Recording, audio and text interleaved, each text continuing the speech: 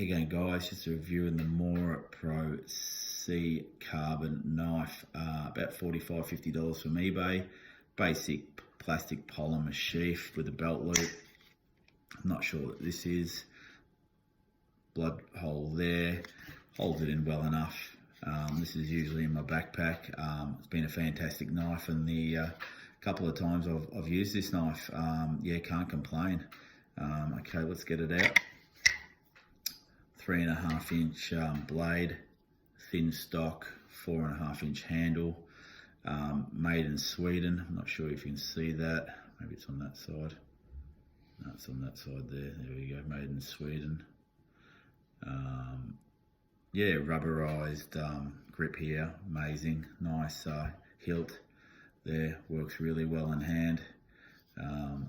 Yeah, fantastic knife for the money.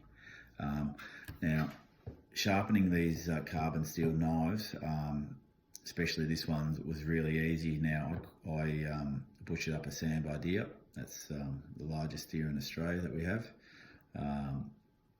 And it touched up really easy. Now, there's all these super steels on the market, but honestly, for the ease, the cheapness, hard to beat carbon steel. Now, I've recently just purchased this fella here, the Pendleton Hunter. Look at the difference in the thickness. One thing I can pick on with this, it's probably a little bit thick when you compare it to this. Do you need a knife thicker than this Mora Pro C? Probably not. Obviously this is going to be, you could horse this a little bit more, a little bit strong for popping joints, but I don't really need to pop joints. Joints pop well enough if you slice it right, even getting the head off. You don't really need to get your tip of your knife in there, but look, this would still handle a lot of abuse. So if there's anything I'm going to pick on same size blade, 3.5 on this knife, the Pendleton Hunter, is it's thick, it's $200, thin, $50. A lot easier to sharpen, pretty easy to sharpen, but 3V steel's never going to be easier. It's going to hold an edge technically longer, but you know what? That did one whole deer, so without losing its edge. So which I don't really need to do anymore. I just touch it up when I get it home, or the strop when I get back to camp. So yeah, you guys do the sums, which ones you like. But yeah, let's get back to this knife. Like a little bit sort of rough the way they've made it here, but again, it doesn't worry me. It's a worker hard plastic here.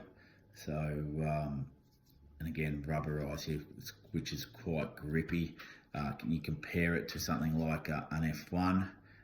There, the handles are nowhere near as grippy, and we found that out butchering up a deer compared to this one, and compared to the Master Hunter and the Pendleton Hunter here. The Master Hunter we've got here in its sheath, which I probably should have shown you before in its sheath when I did the review. So there's the Master Hunter in its sheath. So yeah, look, if you're looking for a knife that's about $50, easy to sharpen, light, like a lot lighter than the Pendleton Hunter. And I've been raving about this knife since I've got it, but you know what, you get this knife in comparison, compare them, and this is probably a better knife in a lot of ways than the Pendleton. So so there you go.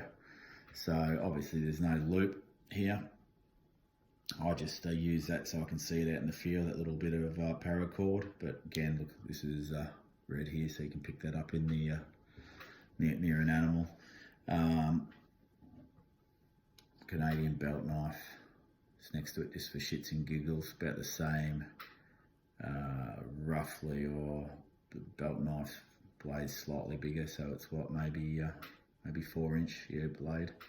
So $35 knife, $50 knife.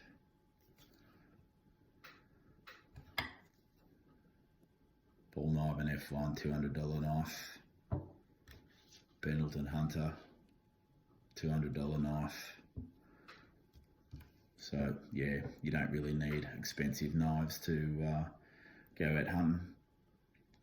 This is a fantastic knife, actually. I'll probably do a review on this one next. Canadian belt knife, really easy to touch up as well. German 116 steel. So that was, again, both these knives to touch up, comparison to the Pendleton Hunter there, this took 3 times as long. These are very easy to sharpen. So again, old school steels. Have we gone full circle and we're coming back to the basic steels? Who knows? But look, you've got options these days. So you've got basic steels, you've got 3V steel, super steel, then you've got VG10 here, which is a laminated steel. So that's really easy to sharpen. The only gripe with this knife is the handle. I'm not big on the way it feels when you've got bloodied hands. So, but again, great knife. Okay guys, we'll wrap it up there. I think I've touched on everything. I'll go over a few things. Thin stock, carbon steel, made in Sweden. Sheath is here. There's your specs, made in Sweden there. You can see it there. Slips in like that. Holds it in place. Like, you could have this on your belt if you want, but yeah, I wouldn't mind buying another one of these just to put it away, or even an ideal Christmas present for someone. $50 is a pretty good present. Someone hunts or fish. Yeah, I've tested a lot of knives in my time and spent a lot of money on knives, and yeah, $50. Cannot go wrong with this fella. Okay guys, have a good day.